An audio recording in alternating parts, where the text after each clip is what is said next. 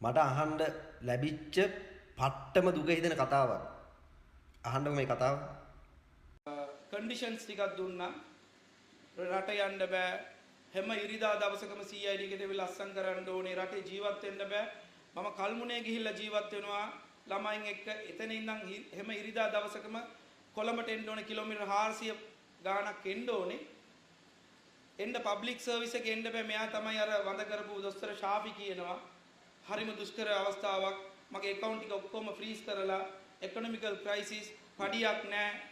ඔහොම ඉඳලා තමයි අවුරුදු 5ක් මං කැටිය පුළුවන් තරම් මගේ හිතේ ගොඩාක් තියෙනවා. ඔයගොල්ලන්ට දෙක ගන්න පුළුවන් මේ තියෙන්නේ මගේ B report එක. මේ ශානිසලා ලියපු B report එක තමයි මේ එක පුද්ගලයෙකුට විරුද්ධව මං හිතන්නේ ලංකාවේ රෙකෝඩ් එකක් තියලා තියෙනවා. මේ තරම් B report එකක් මේ බලන්න තට්ටු කීයක තියෙනවද කියලා. මේ අවුරුදු 3මාරකට වැඩි කාලයක් මට පඩි දුන්නේ නැහැ. ඔක්කොම හිර කරලා තිබුණා. පඩිය දුන්නා. දෙවියන්ගේ පිහිටෙන්ම ඔයගොල්ලෝ බෞද්ධ දර්ශනය පිළිගන්න මිනිස්සු ditta ධම්ම වේදනීය කර්මය කියන එක S2කින් අපිට බලන්න පුළුවන් වුණා.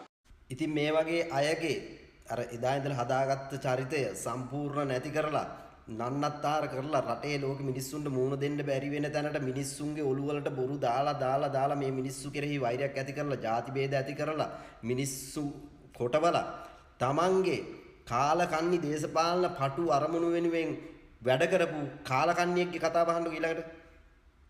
300කට අධික පැමිණිලි වල අති බහුතරයක් මවුරු කියන්නේ සාපිනමෙති වෛද්‍යවරයාගෙන් ශල්‍යකර්මය කරගත්තට පස්සේ Tamanට දරුවෝ හම්බුනේ නැහැ කියලා නම් ඒකම ප්‍රමාණවත් මොහු අපරාධකාරයෙක් හැටියට හඳුනා ගන්න. මේ තමයි ගර්භාෂ යුද්ධේ. මේක එක්තරා ආකාරයක ජනවාර්ගික සංහාරයක්. මේ රටට උපදින්න ඉන්න දරු පැටියෙකුට උපදින්න තියෙන අයිතිය අහිමි කිරීමක්. ඒ මිනිමරු වෛද්‍යවරයාට කවුරු හරි සුදුහුණු ගන්නවා නම් ඒක ඊට වඩා අපරාධයක්.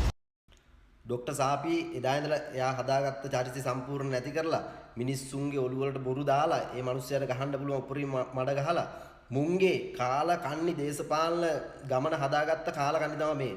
ඇත්තටම මුංගේ කටහඬ ඇහෙද්දිත් අර ෆෝන් එකෙන් හරි මේ ටීවී එකෙන් හරි මූණ පුරවලා ගහන්න පුළුවන් තාක්ෂණයක් තිබ්බනම් ඇත්තටම ගහනවා.